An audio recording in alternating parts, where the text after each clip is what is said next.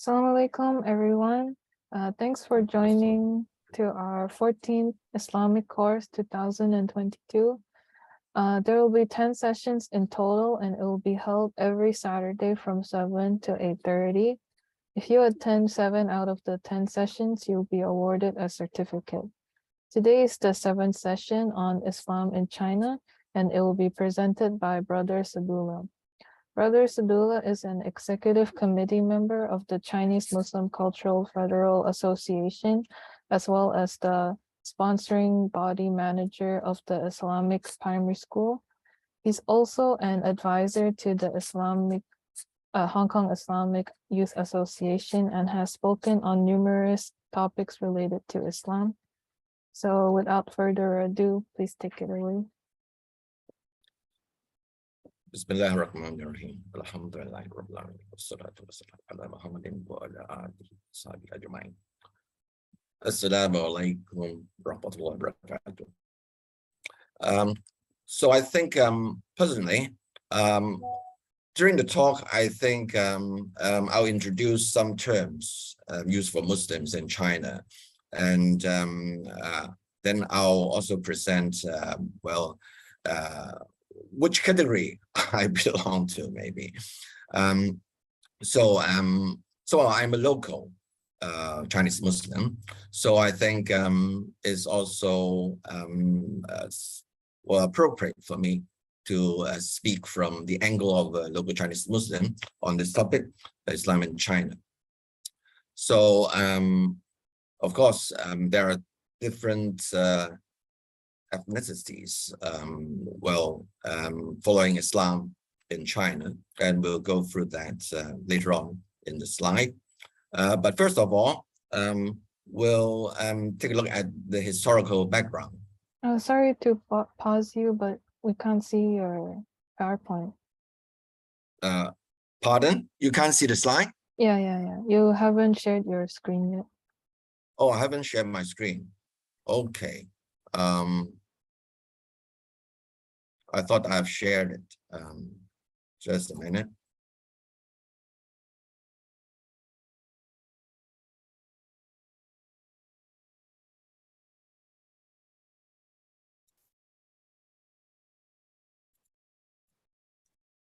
Yeah, we can see it now. So yeah, Jazakallah. sorry about that, because I have not completed the process, so that's the problem.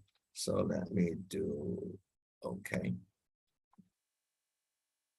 that should do. Okay.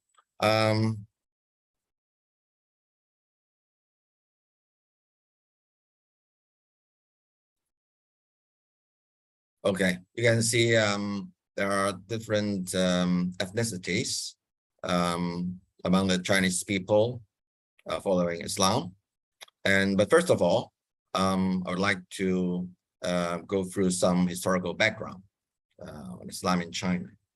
Of course, first of all, with the spread of Islam from Arabia eastwards and westwards, and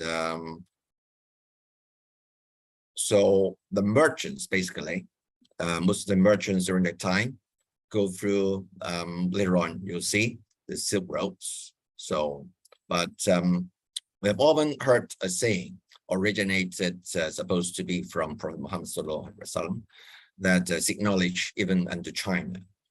But later on, it's said that this may not be so authentic. But anyway, it's the obligation of every Muslim to seek knowledge. So going to China to seek knowledge definitely also is in harmony with our Islamic teachings. So the Chinese Islamic engagement involves commercial, diplomatic, military, and cultural. We'll see later on. As I've said, there was an ancient Silk Roads, both overland and over the sea. And by going through the sea, you can see there's an old city near the sea, which is Guangzhou, and we'll go through that as well, related to the oldest maritime Silk Road. And one of the entry point to China is Guangzhou. So you can see there are different commodities traded by the Muslim merchants. And this is over land by camels and horses. So the early stage of the encounter between Islam and China comes back to the Tang Dynasty, which is the early 7th century. And you can see roughly the boundary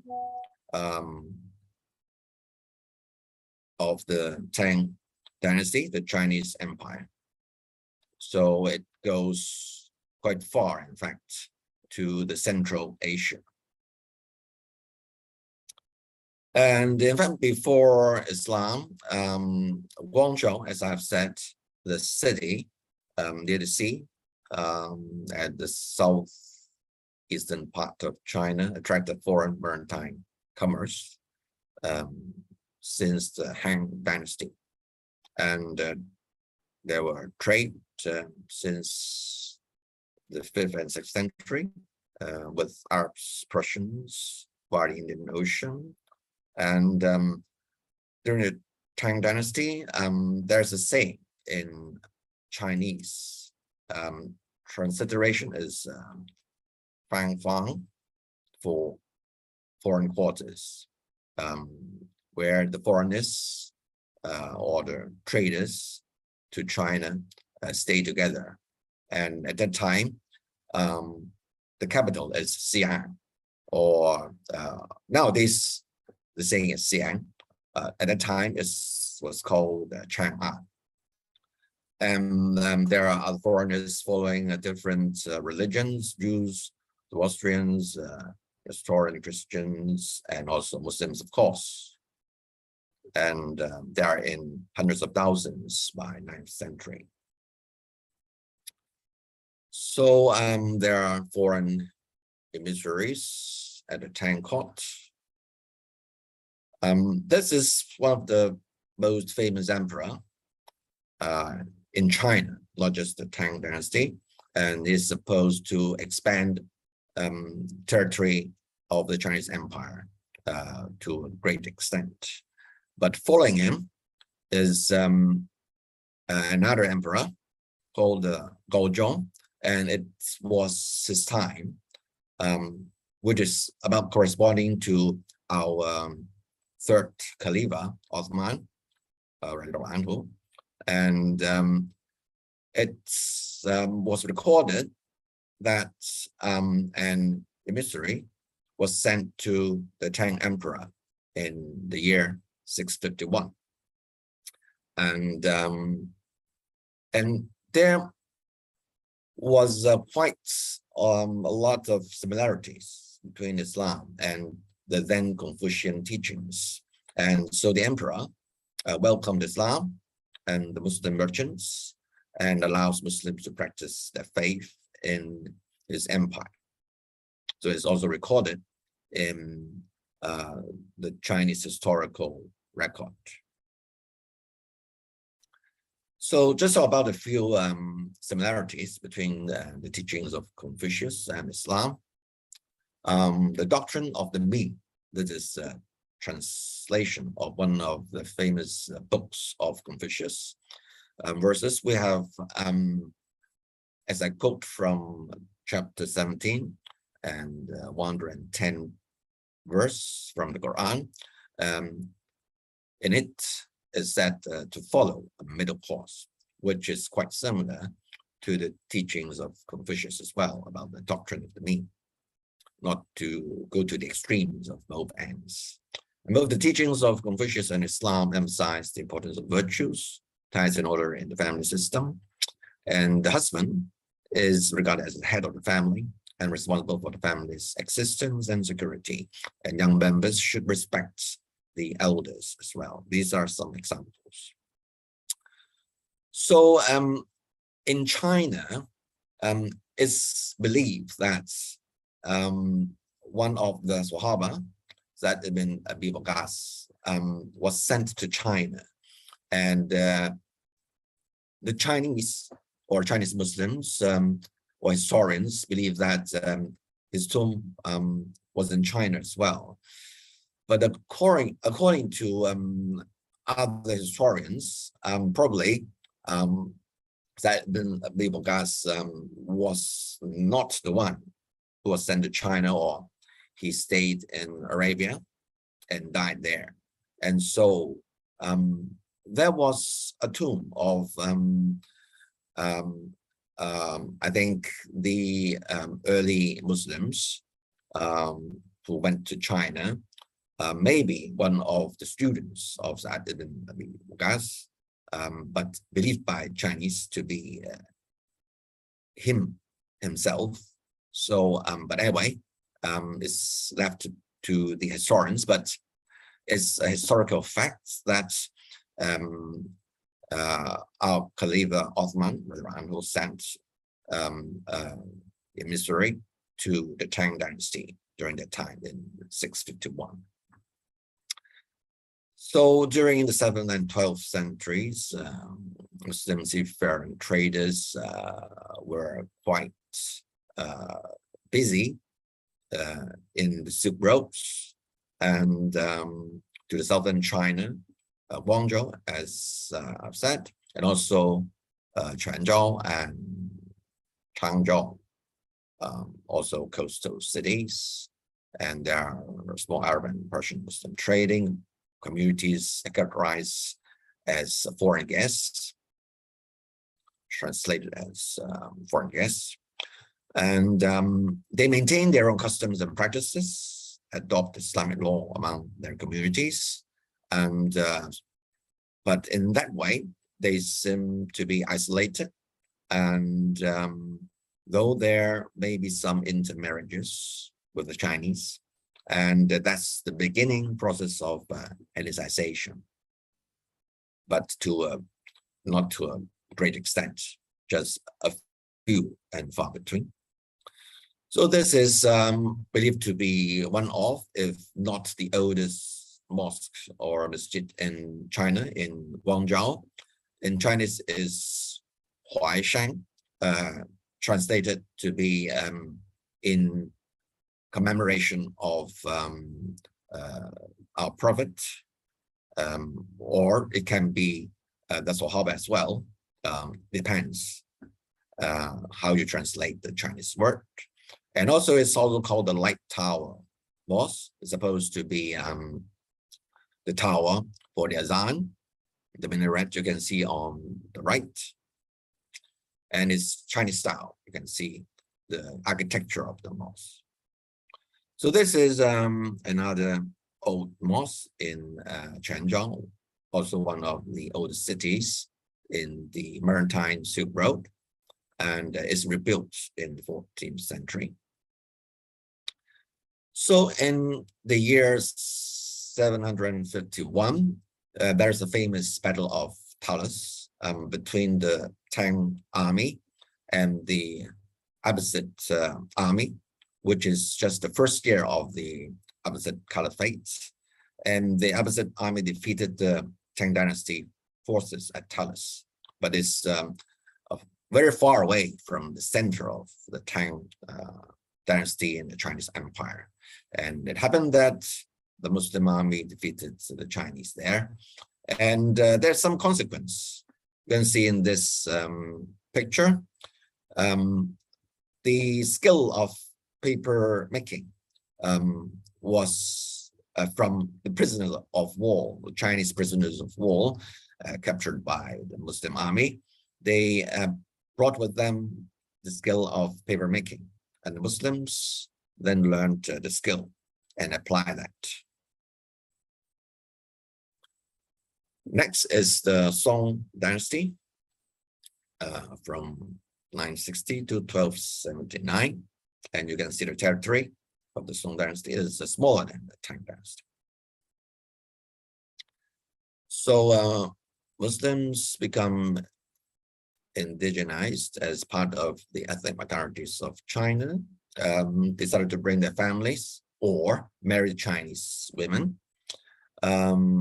Muslims start to gain positions in the government and spread throughout China, and masjids were being built throughout China. So the next is the Mongol Empire. It spread all the way to Europe, and it began in the year 1206.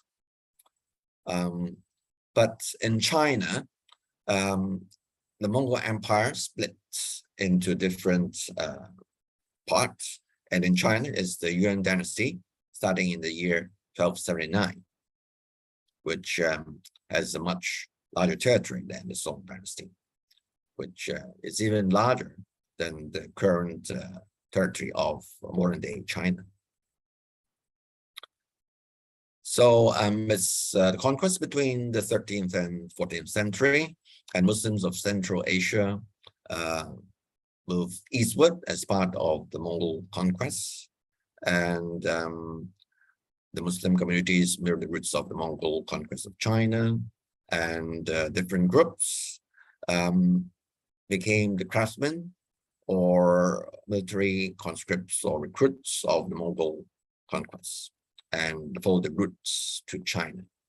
Muslims held positions of power in Yuan dynasty, and because in India, the Muslim leader became Muslims, and so basically the Yuan dynasty is friendly to Muslims in general, and is the real beginnings of Muslim ethnic groups in China, especially in the northwestern part. So the next dynasty is the Ming dynasty, and it has a smaller territory and a weaker dynasty in terms of the Chinese dynasty is concerned. So it's between 14th and 17th century. So in fact, it's the beginning of the Yuan dynasty that the Chinese Muslims were called Hui in Chinese. I'm not speaking in Cantonese. In fact, I'm speaking in Putonghua when I pronounce the word Hui. In Canada, it's Hui.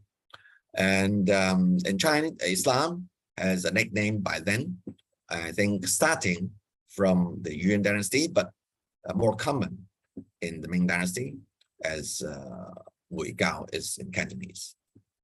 But the Chinese Muslims were called Hui, and they are considered as an ethnic group. So it's called Hui Zhu. Well, why is Chinese Muslims are called Hui? Is probably because well, then Uyghurs in Chinese is called Hui in Cantonese, and using the first syllable of the transliteration, so they consider Uyghurs were Muslims then.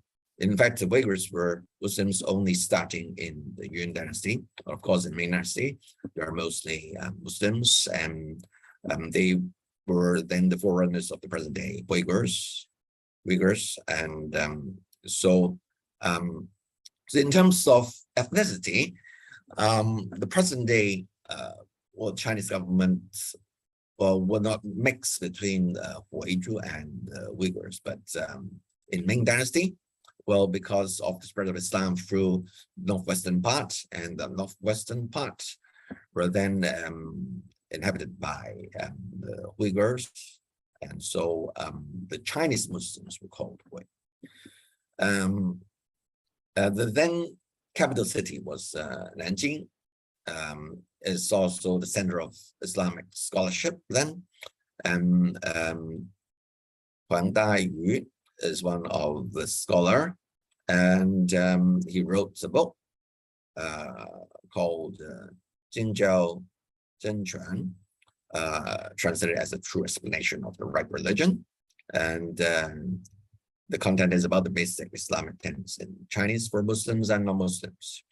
And the Muslims started to establish madrasa system to teach their children. And they started to use Chinese to teach the Islamic teachings. And so, there's a special term in Chinese is 经堂教育. In Cantonese, 经堂教育. So it's to use Chinese to teach the teachings of Islam. And the use of Arabic is, not so important beginning at that time. So the Chinese emperor is friendly to the Muslims, and this 100-word eulogy is originated from the Chinese emperor then in the 14th century, 1368 to 1398. So you can see the English meaning as well there.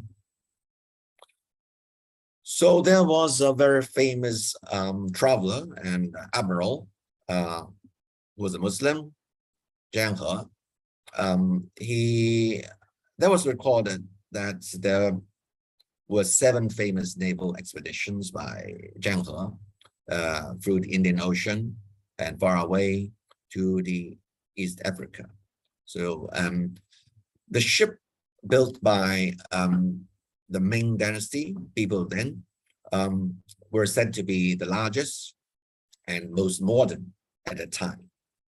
And this is supposed to be the roots of the 7 voyages of Zhang He, starting from the capital city Nanjing all the way to East Africa.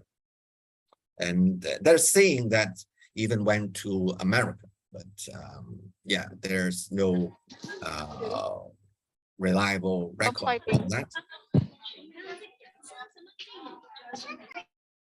So at that time, the Chinese Muslims also developed some of their own characteristics. The calligraphy about the Arabic characters, you can see, using the Chinese brush and ink to write the Arabic characters. And the adoption of the words Qingzhen, which is translated as pure and true, is common. Even use this name as in place of Islam as well as an Arabic nickname. So the Muslims, they may first be foreigners, and through intermarriages, they are mostly Chinese looking, and they also adopt Chinese names, and they adopt the first syllable of the transliteration of the name. And so one of the those most common Chinese Muslim surnames, maybe Ma, Ding, Po.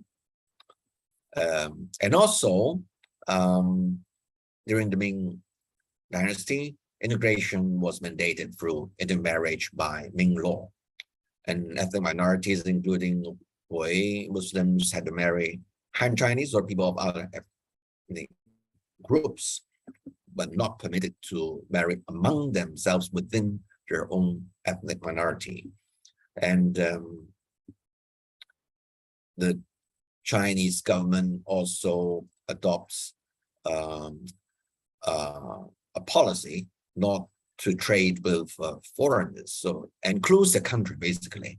And so it affects, as I said, even though it was claimed that the ships used or built at a time and used by Zhang He for his famous voyages all the way to East Africa, but they cannot maintain their technological superiority because of the closed door policy. And trading also, the porcelain was invented by Chinese and traded through the Silk Roads to the Muslims. And the Muslims further developed the blue and white porcelain, and you can see with the Arabic transcription there, and they began to produce their own porcelain and treated that as well, and even treated that to Europe, in place of the Chinese porcelain as well. So this, the Chinese Muslims adopt a different route, and they built mosques only for women. So this is an example of an ancient women's mosque in Kaifeng. So it's rare in other places, but yeah, during that time is the beginning at that time that we can find mosque dedicated to women's only. And also you can see the hand guitar means that use Chinese or translate the Islamic literature into Chinese, and also the Chinese Islamic scholars write about the Islamic teachings in Chinese. And so Islam can spread more easily to the Chinese in the country. So about the Quran in China, you can see, of course, the Quran in Arabic text, and also the translation in Chinese. But there is also transliteration in Chinese as well, to facilitate the Chinese who may not know Arabic language well, to pronounce the Quran in their own way. Of course, not an accurate transliteration, but that's their best trial. So this is, you can see Arabic, Chinese transliteration, and the Chinese translation side by side. So there are different translations, and there are different translators, and there are in or complete translation, and also a few complete translations as well. And in the translation, for example, the one adopted by Wang Jingzhai, 1932, he used Allah. Allah is the Chinese transliteration for, well, of course, Allah. But for another translator, he used the meaning, 真如, or you can translate it as true God instead. Yeah, there are different translations in the Chinese translations of the Quran. So next is the Qing dynasty, and you can see the boundary territory is very similar to the modern day China, except for the Outer Mongolia. So it's an era of expansion and reform. Number of mosques continue to climb, increase Islamic education, often in Chinese. Muslim press flourished. So this education is the use of Chinese in Islamic education, and the use of the Arabic text is less common during that time. Increased contact with Middle Eastern Muslims, Hajj pilgrimages increase, and Chinese Muslims study in the Middle East. And because of this interaction with the Middle Eastern Muslims, there were reform movements and bring new ideas into Muslim Chinese communities with the intention to promote pure Islam. So the reformers said the then Chinese Muslims were too Chinese. So there was a term, Gadim, originated from the Arabic word Gadim, for ancient or old. So is the earliest Chinese early school of Islam in China. It is a Hanafi non-Sufi school of the Sunni tradition. So is the old school in China, but it's said by the reformers to be too Chinese, because as I've said, the Islamic education were mostly in Chinese. So, and they adopt quite a lot of Chinese culture as well in their practice of Islam. So there were also Sufi orders called Menhua system in Chinese. Began in the 17th century. They criticized traditional Hui practices as too rote and formal, and they promote private devotion and meditation, veneration of saints, and they have the strong institutional framework, and they help to solidify connections between Hui throughout China. So there were Hui insurrections in the 19th century, and these Sufi orders played big leadership as well. And there was also a movement called in Chinese is Yihawani. In Arabic is Ikhwan, in fact. But it's basically the adoption of the Wahhabi school, and they are critical to both the Ghanimu and the Sufi orders for straying from pure Islam, and they adopt the Arabic language and Middle Eastern practices as the model. Their rhetoric is modernizing, help them to gain backing of political powers, Qing warlords, the later warlords, and nationalists, as well as the communists. According to them, mosques should be simple Arabian white walls, no inscriptions. And for the new mosques since the 1970s, they largely follow this pattern, especially in the northwestern part of China. And there were prominent hanged tap authors through the time in different areas of China.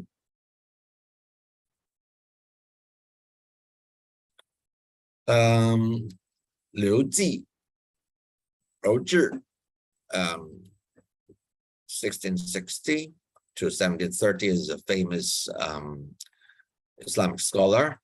Is Hui Zhu, and he is also a famous author as well.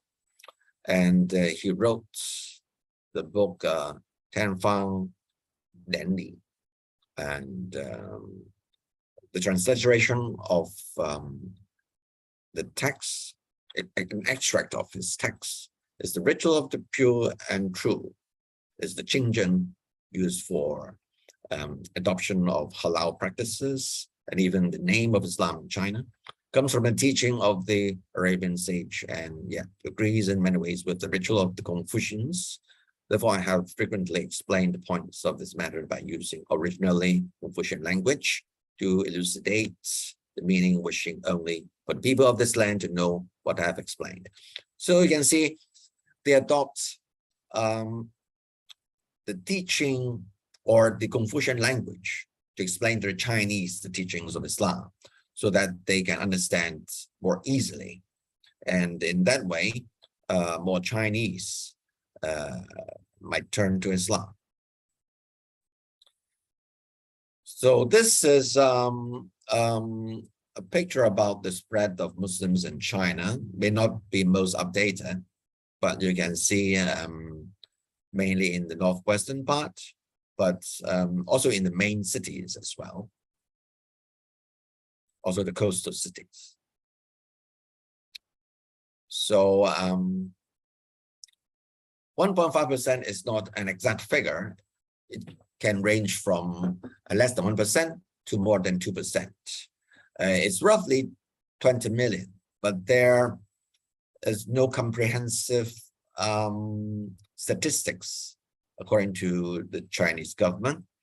And in Xinjiang, the population of about more than 20 million, and about 45% is Uyghur, and Han is 41%, and other Muslims fill up most of the balance of the population there. And also the Gansu province, you have also the main is the Han ethnicity, but you have also quite a number of Hui Muslims there. And Ningxia is a primarily Muslim province with it's with 2 million population. It's a city in the northwestern part of China. And Qinghai province, it's with about 60% of Hui, and Ningxia, we have 6 million population with about 34% Hui.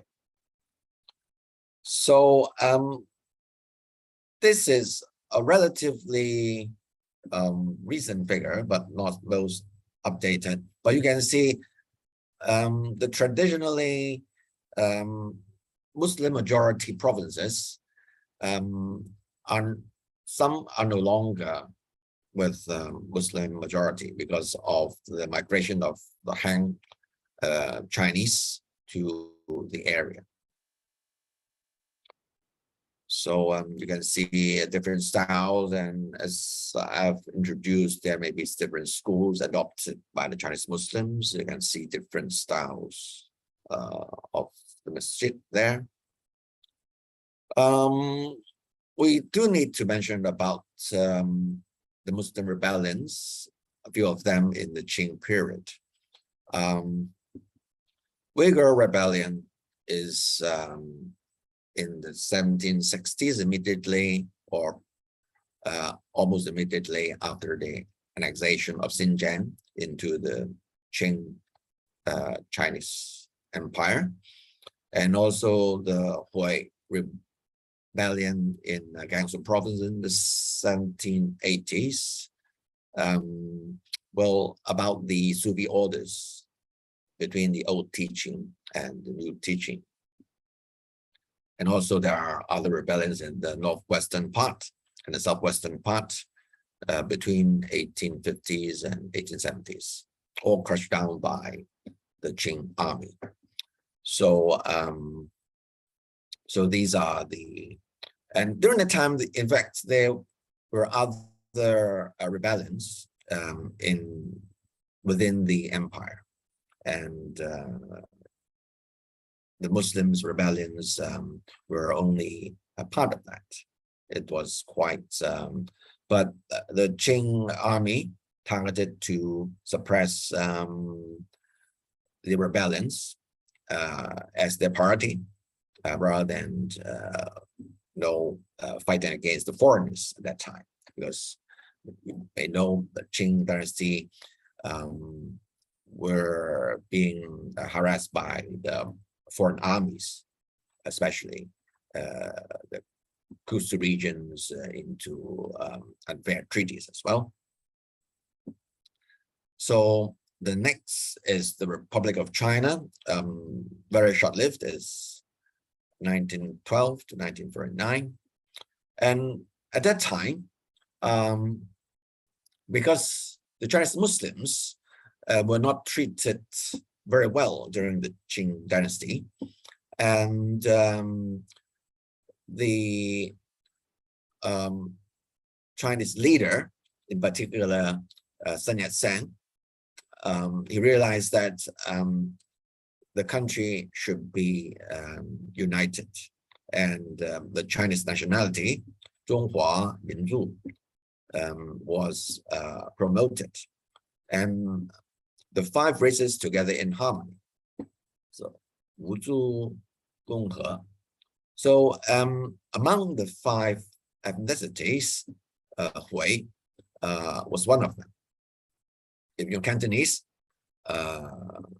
五族係漢滿蒙回壯, so 5 races. So Hui was one of them, and well, the Chinese government then was trying to be fair to the Muslims at the time. And also we have the first Chinese Muslim students sent to Egypt, the Al-Azhar University in the 1930s. You can see a picture of them. And well, I can explain about the particular race according to the Chinese government way. It's the early foreign Muslim traders settling down through intermarriage, and I think most of their descendants were very Chinese looking already. I think over 90 or maybe 99% Chinese by ethnicity, but by their religion, they were classified as Hui, according to the Chinese government, and I should be one of them. Of course, it's a very mixed group of people by using the term Hui. They may be different foreign Muslims, maybe from Persia, from Arabia, or in the other Central Asian countries, or even the Turks, and they were regarded as foreigners, but they settled down in China through intermarriage. They were all grouped under the ethnicity of Hui. So it's just a typical picture. And but there's a wide spectrum of Hui Muslims. So you can see some of them here, and also you can also see the mosque in Guangzhou or Canton, the old name of Guangzhou. You can see the old mosque there, and there the Muslims also practice martial arts, and you can see, and also famous for that. You can see this man practicing martial arts in the Masjid. And as I've said, there were women's mosques in China, so you can see this sister teaching Islam. So finally is the People's Republic of China. So they further subdivided the minorities.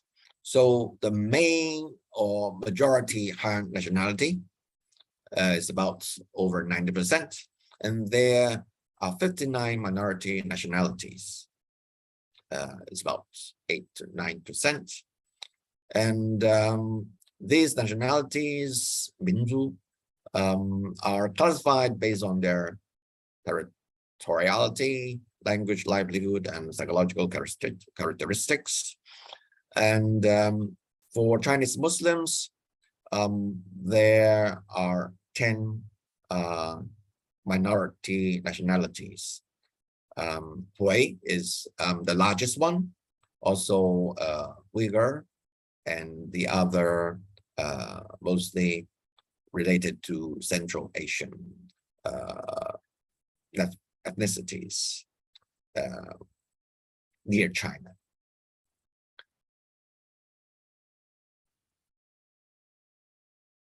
So apart from Hui, you can see the other 9 minority nationalities here.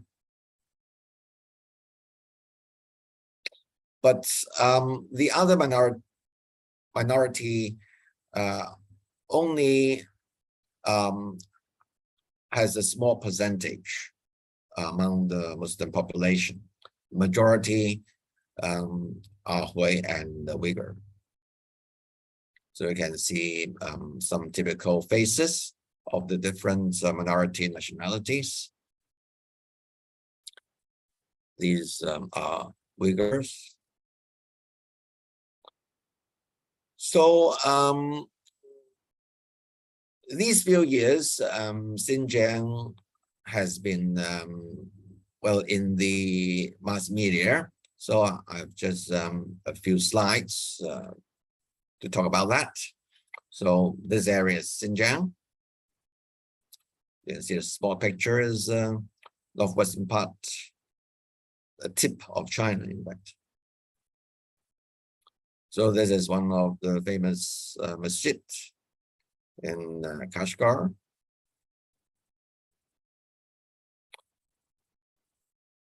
So in fact, this is a Chairman Mao, the late Chairman Mao, with shaking hands with a Uyghur Muslim. And the government supposed to be have a favorable policy for the minority nationalities. So just quote from the Constitution of PRC, Article 4, the state protects the lawful rights and interests of the minority nationalities and upholds and develops the relationship of equality, unity, and mutual assistance among all of China's nationalities. Discrimination against and oppression of any nationality are prohibited. Any acts that undermine the unity of the nationalities or instigate their cessation are prohibited. So that is the Constitution, but the central idea is unity of the nationalities, you can see here, but no discrimination among different nationalities. So Article 36 also emphasizes citizens of the PRC shall enjoy freedom of religious belief. Those state organs, social organization, or individual shall coerce citizens to believe in or not to believe in any religion, or shall they discriminate against citizens who believe in or do not believe in any religion. So the Constitution, in fact, was well written. But of course, you say that the application of the Constitution is another story. So you also have law of the PRC on regional national autonomy, Article 11. So the organs of self-government of national autonomous areas shall guarantee the freedom of religious belief to citizens of the various nationalities. But the last line, religious bodies and religious affairs shall not be subject to any foreign denomination. So PRC is very against any foreign influence of its subjects. So that's the Constitution. Constitutional rights guaranteed to the ethnic minorities may be ignored or violated when coming into practice. Rapid economic development in the ethnic autonomous area has resulted in widespread social and economic inequalities, which provides the breeding ground for social instability, spread of separatism, as well as hatred between the ethnic minorities and hence in ethnic autonomous areas. So in the slides afterwards, I also explained the policy of the ethnic minority of the Chinese government. In fact, it's favorable to the ethnic minority, but that was not very successful. That was not trusted by the ethnic minority and also jealous by the Hans themselves. So it even created hatred between the ethnic minorities and the Hans. So this policy may be well-intended, but not very successful in practice. So because of the mentioned reasons, separatist Muslim groups appear.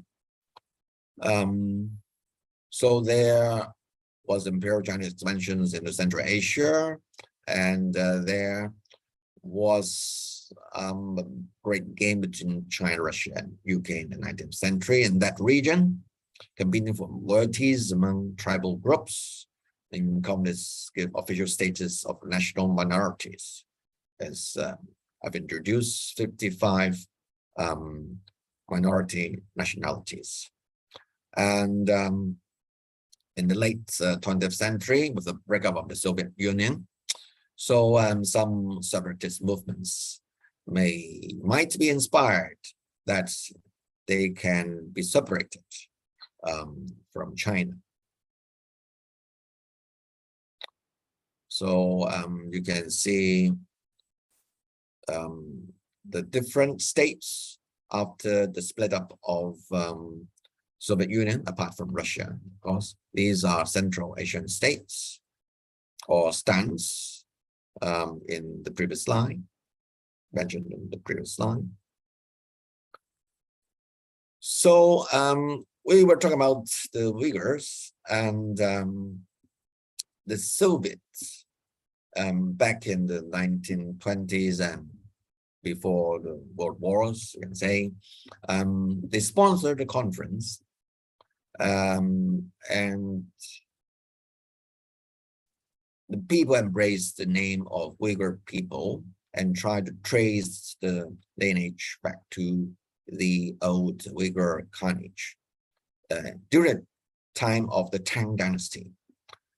But during that time, the Uyghur were not Muslims. They became Muslims only after or since the Yuan dynasty. And they tried to spread the Uyghur nationalism to push their own interests. And the Chinese government at that time countered such propaganda by demonstrating how those areas lost their religious heritage. So it's politics, basically. So unfortunately, there were riots back in 209 and resulting in the number of casualties and also some classified as terrorist attack in the Kowloon railway station in 2014. And you can see some trials in the picture. Ironically, just before these riots, well, the Turkish leader at the time visited China and spoke in the university in Xinjiang. And well, in his speech, he mentioned that the Uyghur people were the bridge between the Turkish and the Chinese people. But unfortunately, well, the riots broke out almost just months after that in the Xinjiang. So you can see Xinjiang is very important to China because it's along the routes of the Belt and Road initiative of China. And also, of course, the maritime route as well. But you can see there were many bad propaganda in the Western media about the treatment of Uyghur people in China.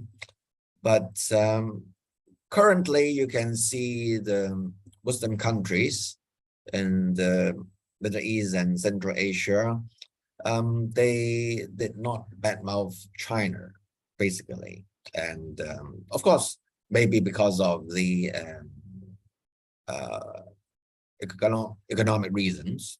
And even Turkey recently, well, is not speaking against China about the treatment of the Uyghur people. There are many news spreads in the West, of course. Well, of course, some may be true, but many may be fabricated. So we must be very careful in receiving these news and try to do some factual checking ourselves. So, but one thing, because of the mostly friendly relationship between China and the Muslim countries in the Middle East and also Central Asia, Middle East including Saudi Arabia. So we talk about the Hajj and pilgrimage to Mecca. It's being promoted, better promoted in China. And since the liberal policy of the Chinese government back in the late 70s or early 80s. So, of course, Hajj will visit the Prophet's Masjid in Medina. You can see the Hui Muslims when they were doing the Hajj. In 2012 is up to 13,800 Chinese Muslims. And the figures are mostly more than 10,000 every year recently, as far as I know. Yeah. And not only among the Hui Muslims, as far as I know, also the Uyghur Muslims as well. So according to the Wikipedia, there are 36,000 Islamic places of worship and more than 45,000 imams and 10 Islamic schools. These are basically the training grounds for the Chinese imams, as far as I understand. And in Xinjiang, there are about 24,400 mosques, an average of one mosque to about 530 Muslims. This figure is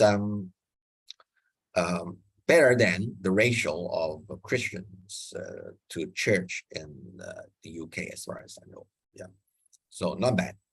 And there are many Muslim villages in China, and mostly they have their own masjid. Of course, small ones, but most Muslim villages, they have their own masjid. But mostly not very well maintained, and most of them need outside donations for renovation. So this is also the same masjid in Guangzhou.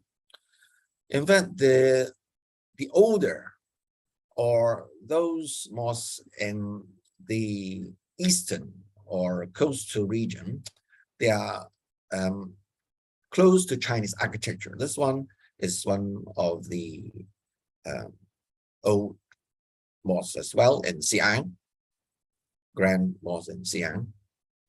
This is in one of the oldest mosques in Beijing, Liujie. This inside of the mosque. This is in Mongolia. But going westwards, you can see the style is more Arabian style. This is in Gansu. This is Ningxia.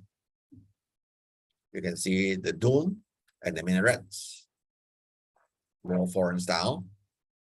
This is Yunnan, south eastern province, Sadi. So about Sinicization. So in fact, this is an open policy of the Chinese government now, because they try to spread the superiority of the Han culture. So they want Sinicization in particular in the religions or the foreign religions in China, not only just Islam, but other religions, even the Buddhism, Christianity are all included. So they don't like Arabic language used in the restaurants. So leaving only the Chinese Qingzhen and hiding the Arabic halal sign. So they don't want the foreign architecture, so they remove the dome. So another example, these are done in recent years. But the mosques are retained, but without the foreign architecture. Basically the dome. So this is another example. So the Chinese government promotes this slogan as love one's country, love one's religion.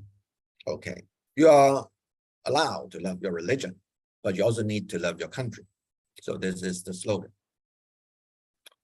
So some issues to reflect. So so the slogan we've just come across, trying to melt religion and nationalism. So how would that affect us as Muslims in China? Hong Kong is part of China. So how does promotion of Han cultural superiority? So China is establishing Confucius institutes and Luban workshops overseas. And how will that affect Muslims in China? So because standardization is to promote the Han majority nationality, the superiority of the Confucian teachings. So, but as I've discussed early on, there are quite a number of similarities between the teachings of Confucius and Islam. So that's why Islam, well, is adopted in China reasonably well with these similarities in teachings. And China is also promoting better economy in the poorer ethnic minority regions, and in particular the wealthier coastal cities, mostly populated by the Han Chinese. They go for tours during their holidays to the inland ethnic minority regions and for the holidays. And this promote tourism can enhance the livelihood for the ethnic minorities. But also some people say they may distort the traditional practices of the ethnic minorities in the inland regions. Of course, this tourism promotion is to highlight the diversity of nationalities in China, in particular to the Han Chinese. So I just want to quote some facts about China. Of course, most of us know already, China is currently still the most populated country in the world, maybe overtaken by India sometime later. Is definitely the world's factory. And in fact, it is already the top country by GDP based on PPP in the world. So you can see the commodities in China are sold much cheaper in, say, US. So you can see it is the advantage of China over US in their competition currently. It's also the third strongest military power, but in the coastal regions of China, in the Western Pacific, China is the strongest military power. In fact, the Western powers try to destabilize the Chinese government, but according to a Harvard study or survey, the latest survey is in 2016, over 95% of the respondents, the Chinese respondents, were either relatively satisfied or highly satisfied with the Beijing government. So they are quite united. Chinese are quite united and feel relatively satisfied, if not highly satisfied, with the government because of their improvement in livelihood and a better image because of as a strong world power. So we must reflect whether if indeed there are separatist group among the Muslims in China, is separatism still viable in China? So more issues we need to reflect. Will Muslims be adversely affected by Sinicization? As we can see in some previous slides, Chinese Muslims built mosques with Chinese style early at the beginning. So it's, you can say that's Sinicization, but there was called Hellenicization at that time. So, well, does the architecture really affects our worship? Hui Muslims versus Uyghurs. Well, I must say that the relationship between Hui Muslims and Uyghurs, especially in Xinjiang, was not too good. Was no good. They were separated, and but what I want to mention is that the Chinese government treatment between Hui Muslims and Uyghurs are also different. I think the Hui Muslims enjoy more freedom of religion. They can practice Islam reasonably well. Despite, of course, the constitution, everyone has the right of their religious belief, but the practice is that Hui Muslims enjoy more freedom than Uyghurs Muslims, probably because of certain maybe minority separatist group among the Uyghurs in China. So no central authority in Islam may be seen as more adaptable to China currently, because the Chinese government is very cautious about the foreign intervention and the foreign leadership of the minority nationalities. For the Christians or the Catholics, they have the Pope as their spiritual leader, and also the Tibetans with Dalai Lama. So Chinese government is very concerned about these foreign leadership. But for Muslims, currently we don't have a world central authority. Individual Muslims, we follow Quran and Sunnah. That should be sufficient for our practice of Islam as a Muslim without a central caliphate at present. And also, the Sinicization is about de-Arabization. But with the internet, it's difficult. With our computers, laptops, or mobile phones.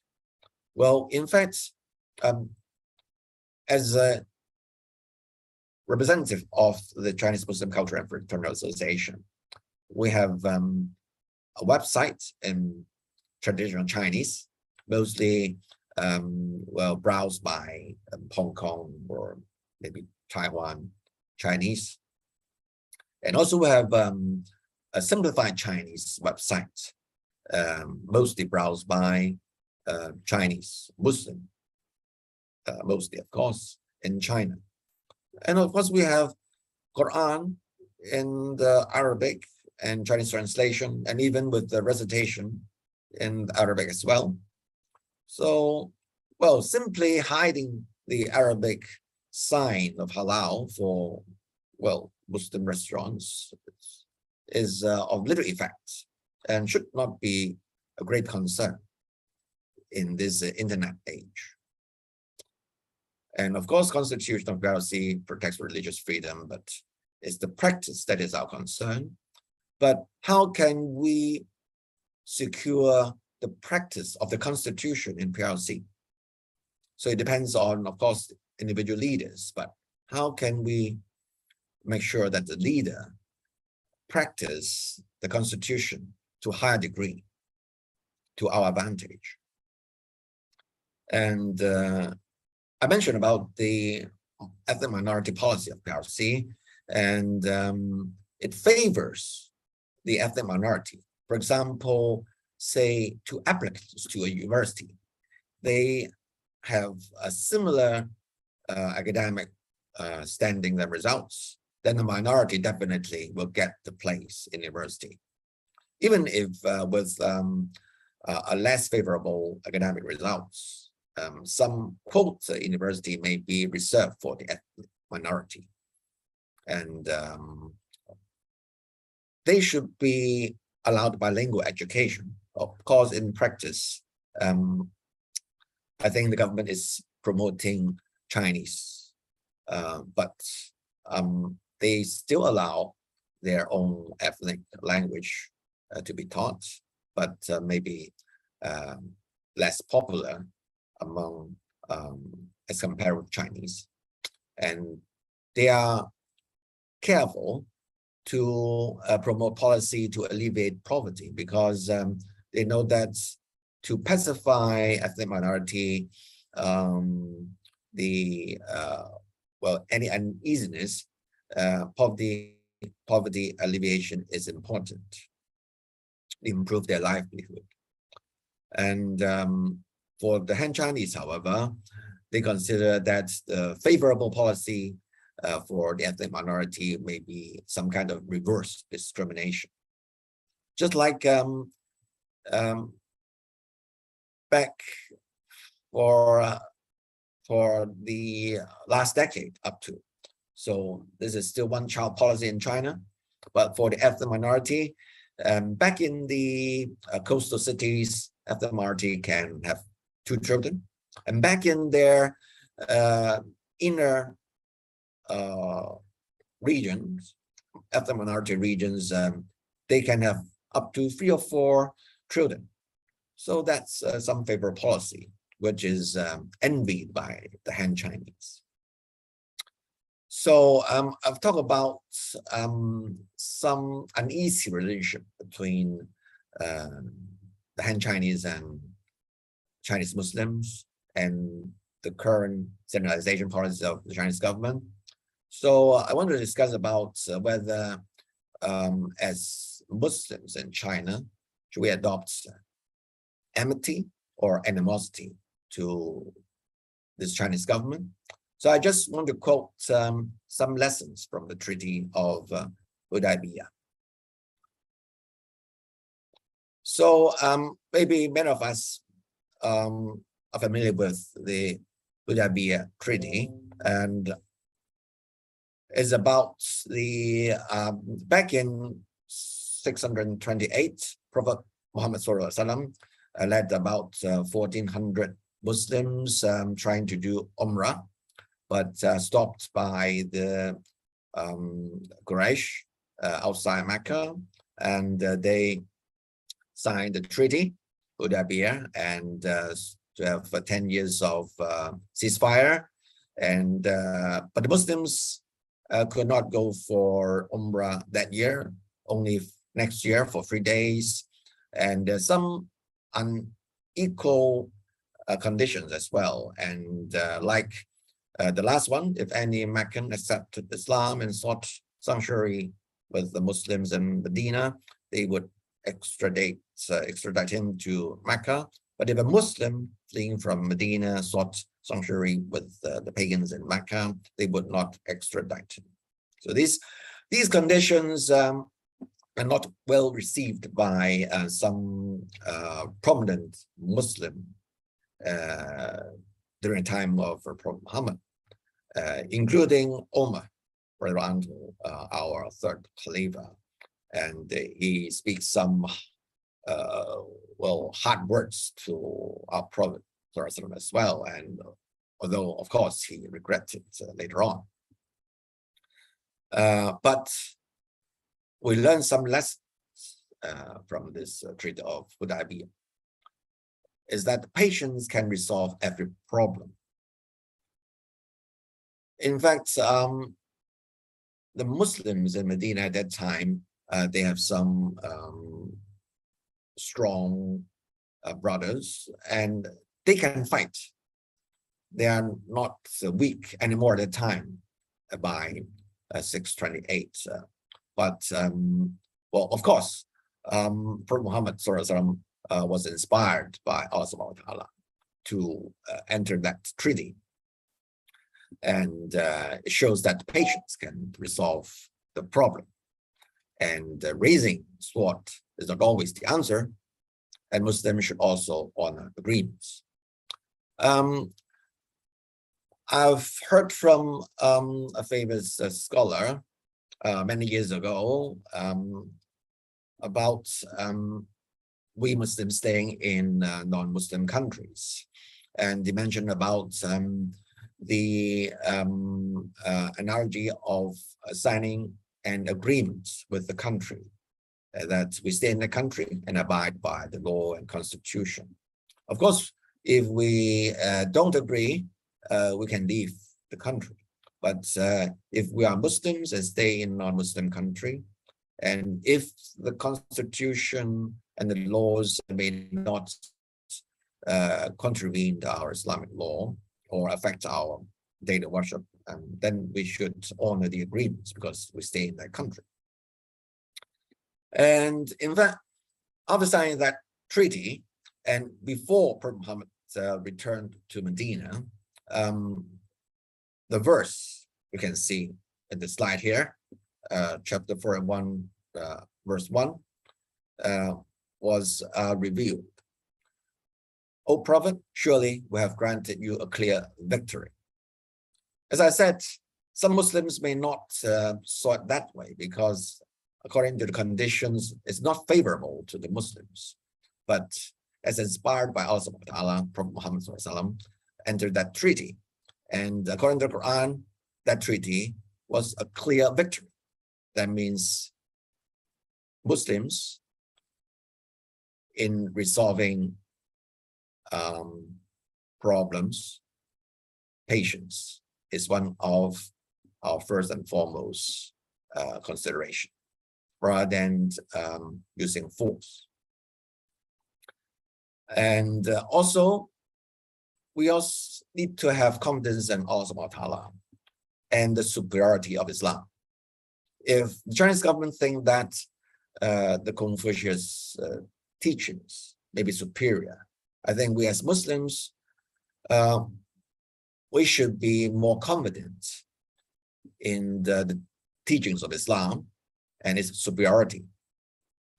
If compared to teachings of Confucius, I don't think a person without bias can easily see which one is superior, and Allah knows best.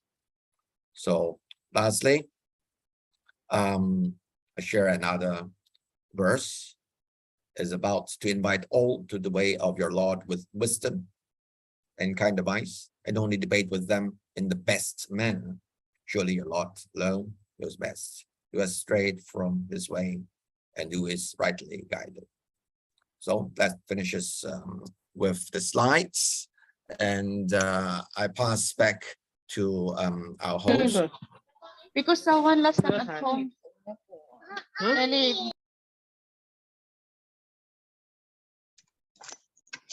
MashaAllah, Jazakallah khairan, Br.Saad. Is Raza here? Yeah. You get first this one and I go. Yes. Okay. Yeah. Sister Anissa, would you take the rein? Yeah. For now, we can have a Q&A session. So if any of the participants have questions regarding today's presentation, you can use the chat box or you can open your mic to ask.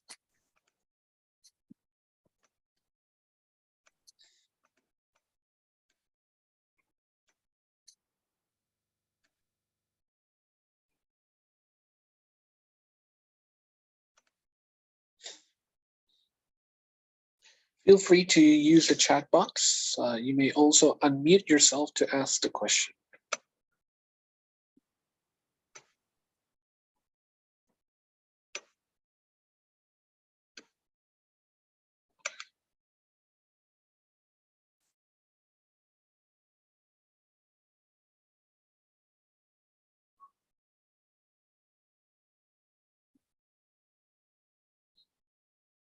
I think maybe Brother Sat, you answered all of the questions in the PowerPoint presentation.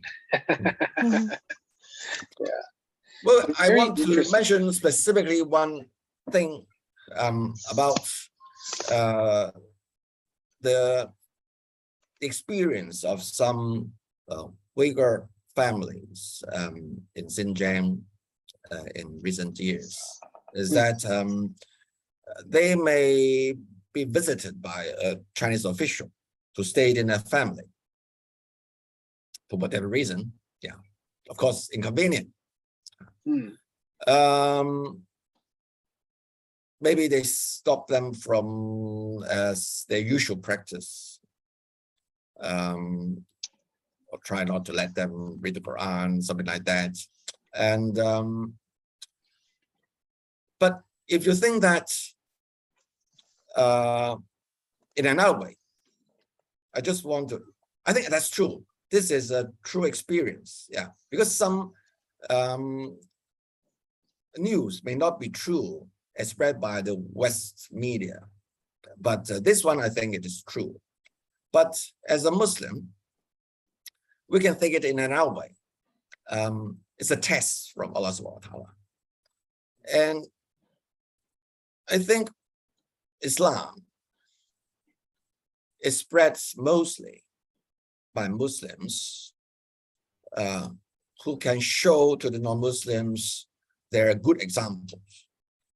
So I think if any of us is in a difficult situation like the Uyghur family I mentioned, well, they just need to be patient, as I mentioned in one of the last slides, and try to practice the best we can in front of this Chinese official, and slowly he realized that Islam is superior to his old practices, and maybe he practiced Confucian teachings or not, or the communist teachings, atheist teachings, anyway.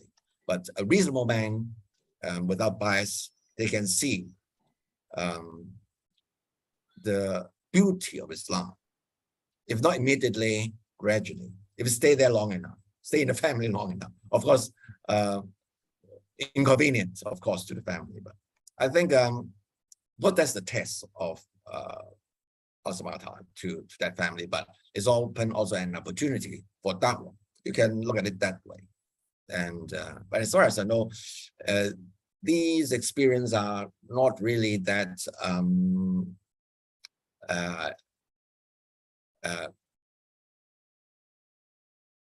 they don't use force in this sort of, you know, family visits. They just keep you far away from Islam as they can. But they can, but of course you can still practice in our own way. Yeah. And I think they are not really that far. They didn't go that far as I know. Yeah. And it's maybe only among some chosen Uyghur families. Maybe they have their relatives in foreign countries, that may be the target of some Chinese spies. I don't know, but yeah. But of course, that may not be the majority of the Uyghur Muslims there. I just want to mention that we can look at some negative experience in a positive way, and which is also maybe the test from Allah subhanahu wa ta'ala. Just want to supplement that. Yes. Thank you, Brother Sat. I think this is a very valid perspective, and to understand that this is also a test from Allah subhanahu wa ta'ala and a means of dawah at the same time. Thank you. Any questions from the audience? Seems like there isn't any, and a very thorough, detailed presentation, Brother Sat. Really learned a lot about the relation between the dynasties and to the Muslims. And thank you so much for the images. Very, very useful. And thank you also for having the section on issues to ponder, to consider, to reflect upon. It was really good. Okay, there are two chat. Okay, so someone says no questions. There are people saying thanks to you. Very informative session. And yeah, Jazakallah khairan, everyone. I'll pass it back to Sister Anisa. Yes, Jazakallah. I think we can end the session here today. The next session will be on the Palestine issue, and it will be presented by Brother Siddiq. So stay tuned, everyone, and see you all next week. Jazakallah for Brother Saadullah and everyone joining today. Oh, yeah. Thank you, everyone. Yes. Jazakallah. Assalamu alaikum. Inshallah. Wa alaikum assalam. Waalaikumsalam warahmatullahi wabarakatuh.